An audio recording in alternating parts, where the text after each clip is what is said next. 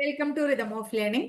LGS മോഡലില് PSC 2024 നടത്തിയ ഒരു ക്വസ്റ്റ്യൻ പേപ്പറാണ് നമ്മൾ ഇന്ന് പഠിക്കാനായിട്ട് പോകുന്നത്.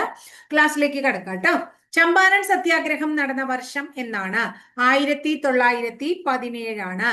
ഗ്രാമീണ ചെണ്ടക്കാരൻ എന്നത് ആരുടെ ചിത്രമാണ്? നന്ദലാൽ ബോസിന്റെ ചിത്രമാണ്. ജാലിയൻ വാലാബാഗ് കൂട്ടക്കൊലയ്ക്ക് കാരണമായ നിയമം ഏതാണ്? റൗലറ്റ് ആക്ട് ആണ്. അടുത്തത്, ബംഗാൾ, ബീഹാർ, ഒറീസ എന്നീ പ്രദേശങ്ങളിൽ ബ്രിട്ടീഷുകാർ നടപ്പിലാക്കിയ ഭൂനികുതി സമ്പ്രദായത്തിന് വിളിക്കുന്ന പേര് ശാശ്വത ഭൂനികുതി വ്യവസ്ഥ എന്നാണ്. ഇന്ത്യൻ നാഷണൽ കോൺഗ്രസിൽ ഗാന്ധിജിയുടെ നേതൃത്വത്തിൽ നടത്തിയ ആദ്യത്തെ ദേശീയ പ്രക്ഷോഭം ഏതാണ്?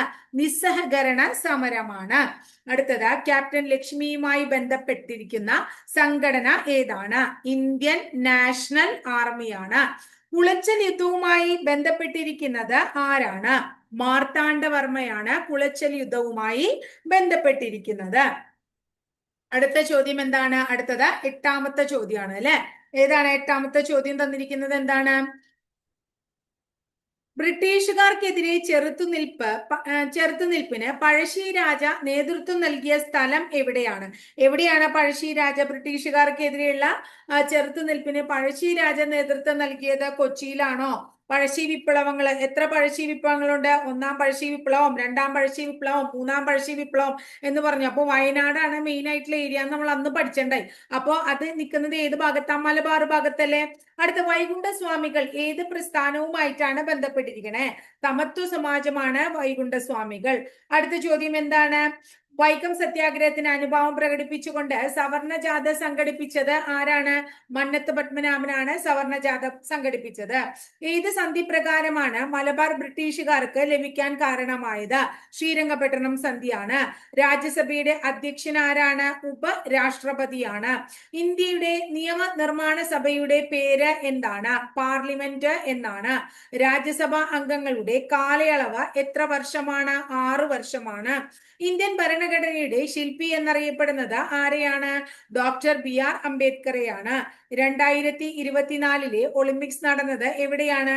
പാരീസിലാണ്. അതുകൊണ്ടാണ് നമ്മൾ പാരീസ് ഒളിമ്പിക്സ് എന്ന് പറയുന്നത്. 2024 പാരീസിലാണെങ്കിൽ 2028 ഒളിമ്പിക്സ് എവിടെയാ നടക്കാൻ പോണത്? USA അമേരിക്കയിലാണ്. Los Angeles. എവിടെയാണ്? അമേരിക്കയിലെ ലോസ് ഏഞ്ചൽസിലാണ് 2028 നടക്കാൻ പോകുന്നത്. ഇനി 2032 കൂടി നമ്മൾ ഡിക്ലെയർ ചെയ്തിട്ടുണ്ട്. അത് നടക്കാൻ പോകുന്നത് ബ്രിസ്ബെയിനിലാണ്. എവിടെയാണ്? ബ്രിസ്ബെയിൻ എവിടെയാണ്? Brisbane Australia. എവിടെയാണ്? ഓസ്ട്രേലിയയിലെ ബ്രിസ്ബെയിനിലാണ് എന്ത് നടക്കുന്നത്? 2032 ഒളിമ്പിക്സ് നടക്കുന്നത്. അപ്പോ 2024, 28, 32 അത്രയും പഠിച്ചു അല്ലെ. ബ്രിട്ടീഷ് പാർലമെന്റിലേക്ക് തെരഞ്ഞെടുക്കപ്പെട്ട ആദ്യത്തെ മലയാളി ആരാണ്? സോജൻ ജോസഫ് ആണ്. സ്വാതന്ത്ര്യാനന്തരം ഇന്ത്യയിൽ നിർമ്മിച്ച വിവിധ ഇരുമ്പുരുക്കുശാലകൾ, സഹായം നൽകിയ രാജ്യങ്ങൾ എന്നിവയുടെ പട്ടിക ചേർത്തിരിക്കുന്നു. ഇതിലെ ശരിയായിട്ടുള്ള ജോഡികൾ ഏത് എന്നാണ് ചോദ്യം. അതിലെ ഉത്തരം ശരിയായിട്ടുള്ളത് ഓപ്ഷൻ സി ആണ്. 1 ശരിയാണ്. ദുർഗാപൂർ ബ്രിട്ടന്റെ സഹായത്തോടു കൂടി. അടുത്തത്, ബിലായ് സോവിയറ്റ് യൂണിയന്റെ സഹായത്തോടു കൂടി. 1ഉം 4ഉമാണ് ശരി. അടുത്തത്, ഇന്ത്യയിലെ ഹരിത വിപ്ലവത്തിന് വഴിയൊരുക്കിയ ഘടകങ്ങൾ ഏതെല്ലാമാണ്? അത്യുൽപാദന ശേഷിയുള്ള വിത്തിനങ്ങളും മെച്ചപ്പെട്ട ജലസേചന സൗകര്യവും കുറഞ്ഞ പലിശയിലുള്ള സാമ്പത്തിക സഹായവും എല്ലാം. അപ്പൊ ഇത് എല്ലാം ശരിയാണ് എന്നതാണ് ആൻസർ അല്ലെ. ഇനി അടുത്തത് 20ാമത്തെ, എത്രാമത്തെയാണ്? 20ാമത്തെ ചോദ്യമാണ്. അതായത്, ഭക്ഷ്യ സ്വയം പര്യാപ്തത, സമ്പദ്ഘടനയുടെ സ്വയം പര്യാപ്തത എന്നിവ പ്രധാന ലക്ഷ്യങ്ങളായുള്ള പഞ്ചവത്സര പദ്ധതി ഏതാണ്? 3ാം പഞ്ചവത്സര പദ്ധതിയാണ്. ഏതാണ്? 3ാം പഞ്ചവത്സര പദ്ധതിയാണ്. അടുത്തത്, സ്വാതന്ത്ര്യാനന്തരം ഭാഷാടിസ്ഥാനത്തിൽ സംസ്ഥാനങ്ങളെ പുനഃസംഘടിപ്പിക്കാൻ രൂപീകരിച്ച സംസ്ഥാന പുനഃസംഘടനാ കമ്മീഷൻ അംഗമായിരുന്ന വ്യക്തി ആരാണ്? സർദാർ KM പണിക്കരാണ്. ഇന്ത്യയിലെ ആദ്യത്തെ റോക്കറ്റ് വിക്ഷേപണ കേന്ദ്രം എവിടെയാണ്? തുമ്പയിലാണ്. അടുത്തത് 2024 G20 ഉച്ചകോടി നടക്കുന്ന രാജ്യം ബ്രസീലാണ്. 2024 ബ്രസീലാണ്. 2025 എവിടെയാണ്? സൗത്ത് ആഫ്രിക്കയിലാണ്. 2025 സൗത്ത് ആഫ്രിക്കയാണ്. 2026 എവിടെയാണ്? യുണൈറ്റഡ് സ്റ്റേറ്റ്സിലാണ്. എവിടെയാണ്? യുണൈറ്റഡ് സ്റ്റേറ്റ്സിലാണ്. ക്ലിയർ ആയില്ലേ? അടുത്ത ചോദ്യം 24ാമത്തെ ചോദ്യം എന്താണ്? പാരീസ് ഒളിമ്പിക്സിൽ ലഭിച്ച ഇന്ത്യക്ക് നേടിയ മെഡലുകളുടെ എണ്ണം 6ആണ്. ഹിമാലയൻ നദികളും അവയുടെ പോഷക നദികളും താഴെ തന്നിരിക്കുന്നു. അതിൽ ചേരാത്തത് ഏതാണ്? ബ്രഹ്മപുത്ര, ഗോഗ്ര. ഇതാണ് ചേരാത്തത് കേട്ടോ. ഉത്തരമഹാസമതലത്തിൽ പ്രാദേശിക വിഭാഗങ്ങളിൽ ഏതു വിഭാഗവുമായി ബന്ധപ്പെട്ടതാണ്? മരുസ്ഥലി ബാഗർ മേഖലകൾ. ഏതാണ്? ഉത്തരമഹാസമതലത്തില് മരുസ്ഥലി ബാഗർ ഏതുമായിട്ട് ബന്ധപ്പെട്ടിരിക്കുന്നു? അത് രാജസ്ഥാനിലാണ്. മരുസ്ഥലി രാജസ്ഥാൻ സമതലവുമായിട്ട് ബന്ധപ്പെട്ടിരിക്കുന്നതാണ്. അടുത്ത ചോദ്യം ഏതാണ്? 27ാമത്തെ ചോദ്യമാണ്. എന്താണ് 27ാമത്തെ ചോദ്യത്തിൽ ചോദിച്ചിരിക്കണേ? ഇന്ത്യയുടെ പടിഞ്ഞാറേ തീരത്തുള്ള തുറമുഖങ്ങളെ മുകളിൽ നിന്ന് താഴേക്ക്, അതായത് വടക്ക് മുതൽ തെക്ക് വരെ ശരിയായി ക്രമീകരിക്കുക എന്നാണ് പറഞ്ഞിരിക്കുന്നത്. അപ്പൊ ഇത് നമുക്ക് എത്രയോ പ്രാവശ്യമായിട്ട് ഇങ്ങനെയുള്ള എന്താ പറയാ തീരസമുദ്രങ്ങൾ ചോദിക്കുന്നുണ്ട്. അപ്പൊ നമ്മൾ മനസ്സിലാക്കുക, കണ്ട്ല, മുംബൈ, മർമഗോവ, മംഗലാപുരം. അങ്ങനെയാണ്. എങ്ങനെ? വടക്ക് നിന്ന് തെക്ക് ട്ടോ. വടക്ക് നിന്ന് തെക്കിലേക്ക് നമ്മൾ ആൻസർ ചെയ്യേണ്ടത്. ഇനി 28ാമത്തെ ചോദ്യം ഏതാണ്? ഈ ഒരു ഉപദ്വീപീയ നദിയുടെ സവിശേഷത താഴെ തന്നിരിക്കുന്നുണ്ട്. നദി ഏതാണെന്ന് തിരിച്ചറിയാനാ പറഞ്ഞേക്കണേ. ഞാൻ റായ്പൂരിലെ സിഹാവയിൽ നിന്ന് ഉത്ഭവിക്കുന്നു. എന്റെ കുറുകെയാണ് ഹിരാക്കുഡ് ഡാം. അപ്പൊ തന്നെ മനസ്സിലായില്ലേ? ഞാൻ കിഴക്കോട്ട് ഒഴുകി ബംഗാൾ ഉൾക്കടലിൽ പതിക്കുന്നു. എന്റെ പോഷക നദിയാണ് ഇബ്ബട്ടല്ല. ഏതാണ്? മഹാനദിയെ കുറിച്ചാണ് ഇത് പറഞ്ഞിരിക്കുന്നത്. 29 തന്നിരിക്കുന്ന ഇന്ത്യൻ തീരസമതലങ്ങളിൽ പടിഞ്ഞാറൻ തീരസമതലത്തിന്റെ ഭാഗം അല്ലാത്തത് ഏതാണ്? കോറമാണ്ടൽ തീരമാണ്. അടുത്ത ചോദ്യം എന്താണ്? 30ാമത്തെ ചോദ്യം എന്താ ചോദിച്ചേക്കണേ? പാരീസ് ഒളിമ്പിക്സിൽ ഇന്ത്യയുടെ മെഡൽ നേട്ടത്തിൽ തെറ്റായത് കണ്ടെത്തുക. നീരജ് ചോപ്ര വെങ്കല മെഡൽ, ജാവലിൻ ത്രോ. അതാണ് തെറ്റായത്. ഏതാണ് തെറ്റായത്? ഓപ്ഷൻ എ ആണ് തെറ്റായത്. 31 ഈ സമീപകാലത്ത് ഇന്ത്യൻ പ്രധാനമന്ത്രി നടത്തിയ ദ്വിരാഷ്ട്ര സന്ദർശനത്തിൽ ഉൾപ്പെട്ട രാജ്യങ്ങൾ ഏതൊക്കെയാണ്? Poland, Ukraine. ഏതാണ്? പോളണ്ട്, ഉക്രൈൻ ട്ടോ. ഇനി ഇത് കൂടാണ്ട് എന്താ പറയുന്നത്? 2025 അദ്ദേഹം ധാരാളം ഇതിപ്പോ 2024 കാര്യമാണ് പറയുന്നത്. 2025 അദ്ദേഹം എന്താണ്? Cyprus, Canada, Croatia, Saudi Arabia, Thailand, Sri Lanka, Mauritius, France, USA ഈ സ്ഥലങ്ങളൊക്കെ സന്ദർശിക്കേണ്ടായിന്ന് ഓർത്തു വെക്കണം. ഏതൊക്കെയാണ്? France, USA, Mauritius, Thailand, Sri Lanka, Saudi Arabia, Cyprus, Canada ട്ടോ. ഇനി അടുത്തത് 32ാമത്തെ ചോദ്യം. ഈ അടുത്ത കാലത്ത് കേന്ദ്ര സർക്കാർ അംഗീകാരം നൽകിയ പദ്ധതിയാണ് UPS. എന്താണത്? പുതിയ പെൻഷൻ പദ്ധതിയുടെ പേരാണ് എന്ത്? UPS അല്ലെ. അടുത്തത് ആനന്ദ് എ ഖർഷി ഈ സമീപകാലത്ത് വാർത്തയിൽ ഇടം നേടിയ ഒരു വ്യക്തിയാണ്. എന്തുമായി ബന്ധപ്പെട്ടതാണ്? മികച്ച തിരക്കഥാകൃത്തിനുള്ള ദേശീയ ചലച്ചിത്ര പുരസ്കാരം അല്ലെ. അതാണ് ആനന്ദ് എ ഖർഷി. 34ാമത്തെ ചോദ്യം. 2011 ജനസംഖ്യാ കണക്കെടുപ്പ് അനുസരിച്ച് കേരളത്തിലെ സ്ത്രീ പുരുഷ അനുപാതം 1084/1000 എന്നുള്ളതാണ്. ഓപ്ഷൻ ബി ആണ് ശരി ട്ടോ. അടുത്തത് തന്നിരിക്കുന്ന വനപ്രദേശങ്ങളിൽ അഗസ്ത്യമല ജൈവമണ്ഡല മേഖലയിൽ ഉൾപ്പെടാത്തത് ഏതാണ്? അഗസ്ത്യമല ഏത് ഭാഗത്തായിട്ടാ വരിക? അഗസ്ത്യമല അതായത് തെക്ക് തിരുവനന്തപുരം മേഖലയൊക്കെ അല്ലെ. അപ്പൊ ഇതിവിടെ മണ്ണാർക്കാട് എവിടെ കിടക്കണേ? പാലക്കാട്. തിരുവനന്തപുരം കൊല്ലം ആ ഏരിയയിൽ നമുക്ക് പെടുത്താൻ മതി അഗസ്ത്യമല. പക്ഷെ ഇവിടെ മണ്ണാർക്കാട് പാലക്കാടല്ലേ കിടക്കണം. അപ്പൊ അത് പറ്റില്ല കേട്ടോ. ഇനി 36ാമത്തെ ചോദ്യം. ഏറ്റവും കൂടുതൽ വനപ്രദേശം എവിടെയാണ്? ഇടുക്കിക്കാണ്. അടുത്തത് 37ാമത്തെ ചോദ്യമാണ്. 37ാമത്തെ ചോദ്യത്തില് എന്താണ് ചോദിച്ചേക്കണേ? 37 താഴെ തന്നിരിക്കുന്ന ജില്ലയിൽ താഴെ പറയുന്ന ജില്ലകളുടെ പൊതുവായ ഒരു സവിശേഷത പറയുക. താഴെ പറയുന്ന ജില്ലകളുടെ പൊതുവായ സവിശേഷത. ഇടുക്കി, പത്തനംതിട്ട, കോട്ടയം, വയനാട്. വേണമെങ്കിൽ പാലക്കാടും കൂടി എഴുതാറുന്നു. എങ്ങനെയാണെങ്കിൽ 5 ജില്ലകളാണ്. ഈ ജില്ലകൾക്ക് ഒന്നും തന്നെ എന്തില്ല? കടൽ തീരല്ല കേട്ടോ മക്കളെ. അപ്പൊ അതാണ് ഓപ്ഷൻ. എന്താണ് ചന്ദ്രഗിരി പുഴയുടെ സവിശേഷത എന്ന് പറയുന്നത്? കേരളത്തിലെ ഏറ്റവും ചെറിയ പുഴ തെറ്റ്, കിഴക്കോട്ട് ഒഴുകുന്ന വയനാട്. ഇതില് ഇതൊക്കെ തെറ്റാണല്ലോ. വടക്കേറ്റത്തുള്ള നദി മഞ്ചേശ്വരല്ലേ. അതായത് കാസർഗോഡ് ജില്ലയെ കാസർഗോഡ് പട്ടണത്തെ ആകൃതിയിൽ ചുറ്റി ഒഴുകുന്ന നദി എന്നാണ് ചന്ദ്രഗിരി പുഴ. അതുകൊണ്ട് തന്നെ PSC ഇത് ഡിലീറ്റ് ചെയ്യാണ് ചെയ്തത് കേട്ടോ. ഇനി കേരളത്തിലെ കായലുകളും ബന്ധപ്പെട്ട ജില്ലകളും തന്നിരിക്കുന്നു. ഇതിൽ ശരിയായത് കണ്ടെത്താനാണ് പറഞ്ഞിരിക്കണേ കേട്ടോ. 39 ശരിയായത് കണ്ടെത്തുക. വെള്ളായണി തിരുവനന്തപുരം. ഏതാണ് ശരി? വെള്ളായണി തിരുവനന്തപുരമാണ്. അടുത്ത 40, ഇടുക്കി ജലവൈദ്യുതി പദ്ധതിയുമായി ബന്ധപ്പെട്ട പ്രസ്താവനകൾ, ശരിയായിട്ടുള്ള പ്രസ്താവന കണ്ടെത്തുക. കാനഡ സർക്കാരിന്റെ സഹായത്തോടെ നിർമ്മിച്ചു. ശരിയാണ്. കുളമാവ് അണക്കെട്ട്, ചെറുതോണി അണക്കെട്ട്, ഇടുക്കി ആർച്ച് ഡാം എന്നിവ ഇതിന്റെ ഭാഗമാണ്. ശരിയാണ്. രാജ്യത്തിന് സമർപ്പിച്ചത് 75 അത് തെറ്റാണ്. വൈദ്യുതി ഉണ്ടാക്കിയതിന് ശേഷം പവർ സ്റ്റേഷനിൽ നിന്ന് ജലം തൊടുപുഴ ആറിൽ എത്തിച്ചേരുന്നു എന്നുള്ളതും ശരിയാണ്. അപ്പൊ ഇത്രയും കാര്യമാണ്. 1, 2, 4 എന്നിവയാണ്. അപ്പൊ ഏതാണ് ശരി? ഓപ്ഷൻ ഡി ആണ് ശരി ട്ടോ. ഇനി അടുത്തത് എത്രാമത്തെ ചോദ്യമാണ്? 41ാമത്തെ ചോദ്യമാണ്. സൂചനകളുടെ അടിസ്ഥാനത്തിൽ വന്യമൃഗ സംരക്ഷണ കേന്ദ്രം തിരിച്ചറിയാനാണ് പറയുന്നത് അല്ലെ. പശ്ചിമഘട്ടത്തിന്റെ മഴനിഴൽ പ്രദേശം എന്ന് പറയുമ്പോൾ തന്നെ ചിന്നാറാണ് നമ്മൾ മനസ്സിലാക്കിക്കോളൂ. വംശനാശം നേടുന്ന ഭീമൻ അണ്ണാനുകൾ ഉണ്ട്. 1984 ആരംഭിച്ചു. പ്രദേശത്തിന്റെ ഭൂരിഭാഗവും പുൽമേടുകളാൽ ചുറ്റപ്പെട്ടിരിക്കുന്നു. ഏതാണ്? ചിന്നാർ വന്യജീവി സങ്കേതമാണ്. കേരളത്തിൽ ഏറ്റവും കൂടുതലും കുറവും മുനിസിപ്പാലിറ്റികൾ ഉള്ള ജില്ല ഏതാണ്? കൂടുതൽ എറണാകുളവും കുറച്ച് ഇടുക്കിയുമാണ്. എറണാകുളം, ഇടുക്കി. അടുത്ത 43ാമത്തെ ചോദ്യമാണ്. കേരളത്തിൽ നിന്ന് എത്ര കായിക താരങ്ങളാണ് ഈ തവണ പാരീസ് ഒളിമ്പിക്സിൽ പങ്കെടുത്തത്? 7 കായിക താരങ്ങളാണ് പങ്കെടുത്തത്. ഇന്ത്യൻ ബഹിരാകാശ പദ്ധതിയായ ഗഗൻയാൻ പദ്ധതിയെ സംബന്ധിച്ച് താഴെ പറയുന്നവയിൽ ശരിയായ പ്രസ്താവന ഏത് എന്നുള്ളതാണ് ചോദ്യം ട്ടോ. അപ്പോ എന്താണ് നോക്കട്ടെ. ഇന്ത്യയുടെ പ്രഥമ ബഹിരാകാശ സഞ്ചാര പദ്ധതിയാണ് ഗഗൻയാൻ. ശരിയാണ്. മലയാളിയായ പ്രശാന്ത് ബാലകൃഷ്ണൻ നായർ പദ്ധതിയുടെ ഗ്രൂപ്പ് ക്യാപ്റ്റൻ ആയിരുന്നു. ശരിയാണ്. 2018 പ്രധാനമന്ത്രി നരേന്ദ്രമോദിയാണ് പദ്ധതി പ്രഖ്യാപിച്ചത്. അതും ശരിയാണ്. Group captain Ajit Krishnan, group captain Angad Pratap, wing commander Shubhanshu Shukla എന്നിവരാണ് മറ്റ് സഞ്ചാരികൾ. അപ്പോ ഓൾ ഓഫ് ദ എബവ്, എല്ലാം എന്ന് പറയുന്നതാണ്. ഇതിലെല്ലാം ശരിയാണ്. കേരളത്തിൽ നിന്നും ഇന്ത്യൻ വനിതാ ക്രിക്കറ്റ് ടീമിലേക്ക് തെരഞ്ഞെടുക്കപ്പെട്ട ആദ്യത്തെ വനിതാ താരം ആരാണ്? മിന്നുമണിയാണ്. ആരാണ്? മിന്നുമണി. ഇവരെ കുറിച്ച് കുറെ പ്രാവശ്യം ക്വസ്റ്റ്യൻ പേപ്പറിൽ ചോദിച്ചു. മടുത്തപ്പോഴായിരിക്കും ഇപ്പൊ നിർത്തിണ്ടാവുക. അത്രയും പ്രാവശ്യം ചോദിച്ചിട്ടുണ്ട്. കേരളത്തിൽ ആദ്യമായി ഡിജിറ്റൽ സർവകലാശാല വികസിപ്പിച്ചെടുത്ത AI പ്രോസസർ ഏത് പേരിലാണ് അറിയപ്പെടുന്നത്? കൈരളി എന്ന പേരിലാണ്. യുനെസ്കോ സാഹിത്യ നഗരം പദവി ലഭിച്ച ആദ്യ ഇന്ത്യൻ നഗരമാണ് കോഴിക്കോട്.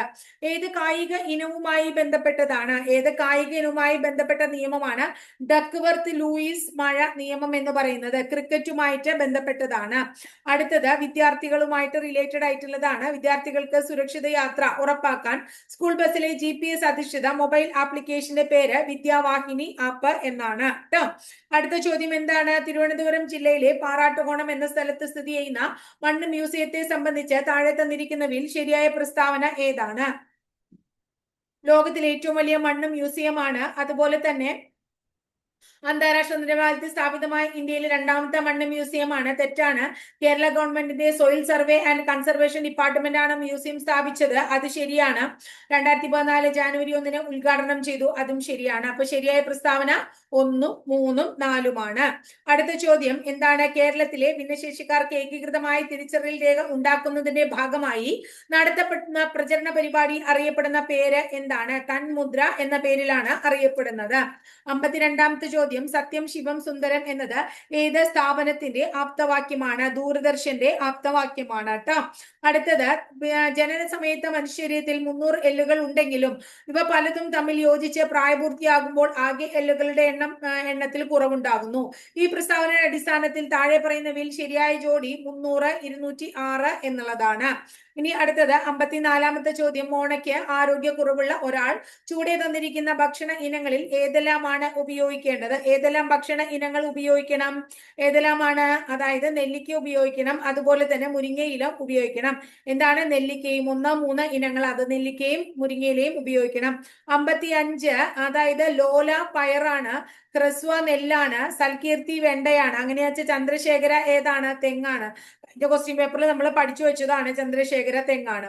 ചിത്രത്തിൽ നിന്നും കടലിലെ മഴക്കാടുകൾ എന്നറിയപ്പെടുന്നത്, കടലിലെ മഴക്കാടുകൾ എന്നറിയപ്പെടുന്നത് ഏതാണെന്ന് കണ്ടുപിടിക്കുക. കടലിലെ മഴക്കാടുകൾ ഏതാണ്? പവിഴപ്പുറ്റുകളാണ്. കടലിലെ മഴക്കാടുകൾ എന്നറിയപ്പെടുന്നത് ഏതിനെയാണ്? പവിഴപ്പുറ്റുകളെയാണ് ട്ടോ. അടുത്തത്, വംശനാശ ഭീഷണി നേരിടുന്ന അങ്ങാടി കുരുവികൾക്കായി വനം വകുപ്പ് ആരംഭിച്ച പദ്ധതിയുടെ പേര് എന്താണ്? മുമ്പും ചോദിച്ചിട്ടുണ്ട്. കുരുവിക്കൊരു കൂട് എന്നുള്ളതാണ്. കേരള സർവകലാശാല അടുത്തിടെ വികസിപ്പിച്ച അത്യുൽപാദന ശേഷിയുള്ള പാവലിനത്തിന്റെ പേര് പ്രിയങ്ക എന്നാണ്. ചൂടെ തന്നിരിക്കുന്നവയിൽ ശരിയായ പ്രസ്താവന കണ്ടെത്താനാണ് പറയുന്നത്. ഡോക്ടർ സലിം അലി പ്രശസ്ത പക്ഷി നിരീക്ഷകനാണ് എന്നുള്ളതാണ് ഇതില് ശരിയായിട്ടുള്ള ആൻസർ. ഡോക്ടർ സലിം അലി പ്രശസ്ത പക്ഷി നിരീക്ഷകനാണ്. തന്നിരിക്കുന്ന മൂലകങ്ങളിൽ ഒന്നിന്റെ നാമകരണം നിറത്തിന്റെ അടിസ്ഥാനത്തിലാണ്. ഏതാണ് ഒരു നിറത്തിന്റെ അടിസ്ഥാനത്തിലുള്ള മൂലകം ഏത് എന്നാണ് ചോദിക്കുന്നത്? ക്രോമിയം ആണ്. ഏതാണ്? ക്രോമിയം. ക്രോമിയം ട്ടാ. ക്രോമിയം ആണ്. ഇനി അടുത്തത് സിങ്കിന്റെ അയിര് ഏതാണ്? സിങ്കിന്റെ അയിര് കലാമിനാണ്. മാർബിളിൽ അടങ്ങിയിരിക്കുന്ന ലോഹം ഏതാണ്? മാർബിളിൽ ഏത് ലോഹമാണ് അടങ്ങിയിരിക്കുന്നത്? മാർബിളിൽ അടങ്ങിയിരിക്കുന്ന ലോഹം ഏതാണ്? കാൽസ്യമാണ് മാർബിളിൽ അടങ്ങിയിരിക്കുന്ന ലോഹം. അടുത്തത് ചില ശുദ്ധപദാർത്ഥങ്ങൾ ചുവടെ നൽകിയിരിക്കുന്നു. കാർബൺ ഡൈ ഓക്സൈഡ്, നൈട്രജൻ, ജലം, പഞ്ചസാര. ഇവയിൽ കൂട്ടത്തിൽ പെടാത്തത് ഏതാണ്? നൈട്രജൻ ആണ് ഇതിൽ കൂട്ടത്തിൽ പെടാത്തത്. അടുത്ത ചോദ്യം എന്താണ്? ജലം നിറച്ച ഒരു ബീക്കറിലേക്ക് ഒരു പെൻസിൽ ചെരിച്ച് ഇറക്കി വെച്ചപ്പോൾ അത് വളഞ്ഞിരിക്കുന്നതായി തോന്നുന്നു. കാരണം എന്താണ്? അതിന്റെ പരിപാടിയുടെ പേരാണ് അപവർത്തനം എന്നത് ട്ടോ. അടുത്തത് ബംഗ്ലാദേശിൽ ഇടക്കാല സർക്കാരിന്റെ തലവനായ നോബൽ സമ്മാന ജേതാവ് ആരാണ്? മുഹമ്മദ് യൂനുസ് ആണ്. ഖാദർ കമ്മിറ്റി എന്തിനെ കുറിച്ച് പഠിച്ചാണ് റിപ്പോർട്ട് സമർപ്പിച്ചത്? സ്കൂൾ വിദ്യാഭ്യാസത്തെ കുറിച്ച് പഠിച്ചാണ് റിപ്പോർട്ട് സമർപ്പിച്ചത്. അടുത്ത ചോദ്യം എന്താണ്? 67 മലമ്പനി പരത്തുന്ന വാഹക ജീവി അനോഫിലസ് കൊതുകാണ്. താഴെ തന്നിരിക്കുന്നവയിൽ വൈറസ് രോഗം അല്ലാത്തത് ഏത് എന്ന് ചോദിച്ചാൽ ഡിഫ്തീരിയാണ്. എയ്ഡ്സുമായി ബന്ധപ്പെട്ട ശരിയായ പ്രസ്താവനകൾ ഏത് എന്നുള്ളതാണ് ചോദ്യം. എയ്ഡ്സ് ബാധിതരിൽ ലിംഫോസൈറ്റുകളുടെ എണ്ണം ഗണ്യമായി കുറഞ്ഞ ശരീരത്തിന്റെ പ്രതിരോധ ശേഷി തകരാറിലാകുന്നു. ശരിയാണ്. അമ്മയിൽ നിന്നും ഗർഭസ്ഥ ശിശുവിലേക്ക് പകരില്ല ട്ടാ. കൊതുക്, ഈച്ച തുടങ്ങിയ പ്രാണികളിലൂടെ അമ്മയിൽ നിന്ന് ഗർഭസ്ഥ ശിശുവിലേക്ക് പകരും. എന്നാൽ കൊതുക്, ഈച്ച തുടങ്ങിയ പ്രാണികളിലൂടെ എയ്ഡ്സ് പകരില്ല. അതാണ് ശരി ട്ടാ.